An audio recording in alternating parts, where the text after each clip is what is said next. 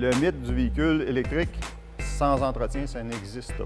Il y a toujours d'entretien. Sauf qu'elle est plus espacée que si on aurait un véhicule à essence. Quand même, on a le moteur à essence qu'il faut remplacer l'huile et le filtre. On peut avoir de l'essence qui est de moins bonne qualité. Le moteur ne va pas bien, il y a des ratés, ça pollue. OK? Donc, avec un véhicule complètement électrique, on n'a pas cette problématique-là. Pour un véhicule entièrement électrique, l'entretien, on peut prévoir ça vraiment dans le long terme et non à court terme. Oui, ça, on est apte à 100% pour réparer les véhicules électriques et hybrides de A à Z.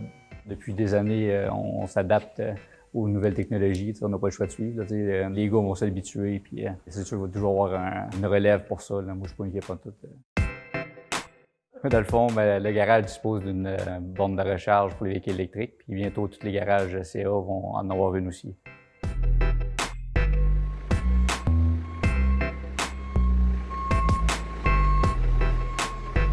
Ici, on est au centre de démantèlement. Le recyclage des véhicules électriques était rendu nécessaire.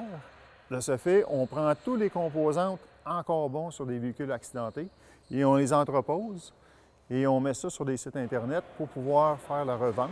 Si on a besoin, admettons, de remplacer une batterie, à ce moment-là, on aurait une batterie qu'on prendrait ici, d'un véhicule accidenté, avec un faible millage.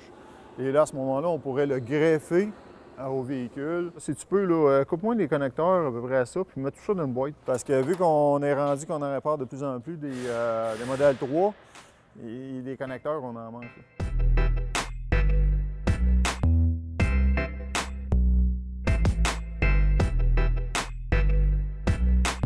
La durée de vie de la batterie. Il y a encore des gens qui pensent que la batterie d'un véhicule électrique, après 3 ans, c'est fini, c'est plus bon. Alors que c'est clairement faux. On parle plus de 10 à 20 ans de durée de vie. Il y a quand même des bonnes pratiques à faire, comme par exemple de s'assurer que la batterie est à une température idéale, que le véhicule est branché autant que possible, même si vous n'êtes pas déchargé.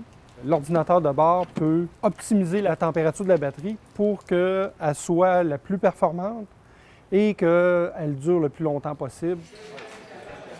On a des véhicules comme le véhicule à l'arrière qui est sur le pont élévateur qui a 300 000 km et que c'est un véhicule de livraison. Et il y a encore sa batterie originale.